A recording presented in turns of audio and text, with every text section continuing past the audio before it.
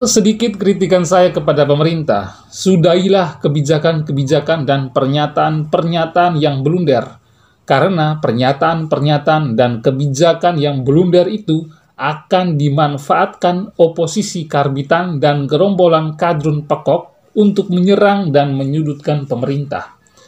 Jujur saya katakan komunikasi di era pemerintahan Presiden Jokowi ini sangat buruk.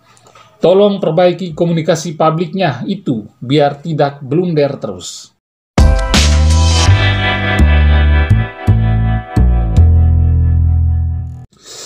Akhir-akhir ini, pemerintah pusat menjadi bahan perbincangan masyarakat Indonesia.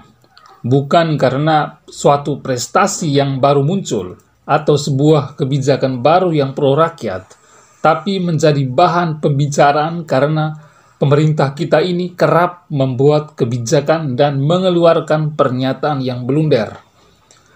Dan semua kebijakan dan pernyataan yang blunder itulah dimanfaatkan oleh oposisi untuk menyerang, menyudutkan pemerintah, dan memanfaatkan setiap kebijakan dan pernyataan blunder dari pemerintah itu untuk kepentingan politik pribadi mereka. Nah, ini yang sangat disayangkan dan saya sangat kecewa karena saya adalah salah satu rakyat yang mendukung pemerintahan Presiden Jokowi. Dan kebijakan-kebijakan blunder itu berawal dari aturan jaminan hari tua atau JHT, yang mana dananya baru bisa cair kalau saat usia peserta mencapai 56 tahun. Sontak saja, aturan tersebut membuat masyarakat menjadi geram. Dan akhirnya ada kabar kalau Presiden Jokowi pun sampai turun tangan dan meminta untuk direvisi.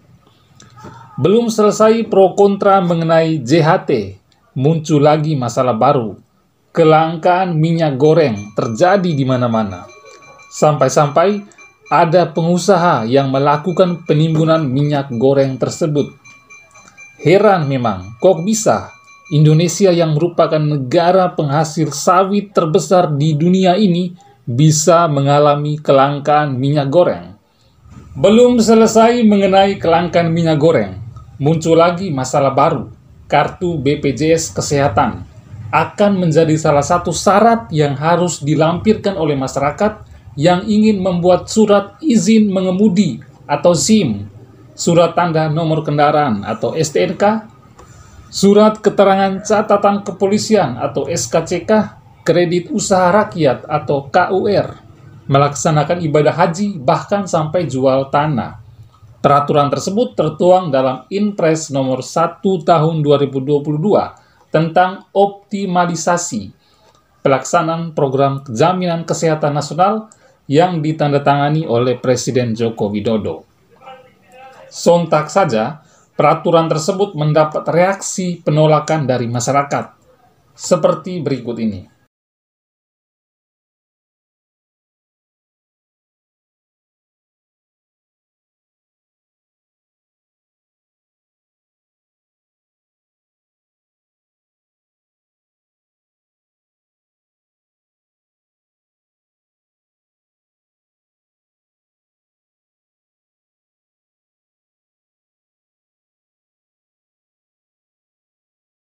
Belum selesai urusan mengenai BPJS, kini kita dihadapi lagi dengan masalah baru mengenai pernyataan Menteri Agama Bapak Gus Yakut Kholil Qomas, yang menurut sebagian masyarakat pernyataan tersebut menghina Islam. Walaupun sesuai fakta tidak ada unsur penghinaan yang dilakukan oleh Gus Yakut, tapi itulah kualitas dari oposisi kita, oposisi karbitan. Walau tidak semua oposisi di negeri ini karbitan dan kadal gurun. Sekali lagi, pernyataan Gus Yakut itu kalau kita cerna baik-baik, tidak ada pernyataan yang menghina. Maksud dari Gus Yakut itu memang baik, cuman penggunaan diksinya itu yang kurang tepat. Seharusnya Gus Yakut itu tidak perlu menggunakan diksi gonggongan anjing. Dan yang lebih sadis itu adalah media-media berita online yang memuat berita tersebut dengan judul bombastis, judul yang tidak akurat, dan cenderung provokasi. Sehingga mereka yang melaporkan Gus Yakut ke polisi itu bukan karena mendengar langsung pernyataan Gus Yakut, tapi hanya membaca lewat berita-berita di media online tersebut. Sehingga saya sarankan kepada kita semua, kalau mau menilai suatu persoalan itu, jangan hanya membaca judul beritanya saja, tapi kita perlu membaca isi artikelnya tersebut sampai selesai dan pahami isinya, biar kita tidak gagal paham. Lalu, apakah Gus Yakut itu melakukan penistaan agama? Faktanya tidak. Gus Yakut Kholil Qomas itu adalah putra dari kiai karismatik asal Rembang, yaitu Kiai Haji Kholil Bisri, salah seorang tokoh NU dan juga pendiri PKB, Partai Kebangkitan Bangsa. Selain itu juga, Gus Yakut merupakan adik dari Ketua Umum PBNU yang sekarang, yaitu Kiai Haji Yahya Kholil Stakuf.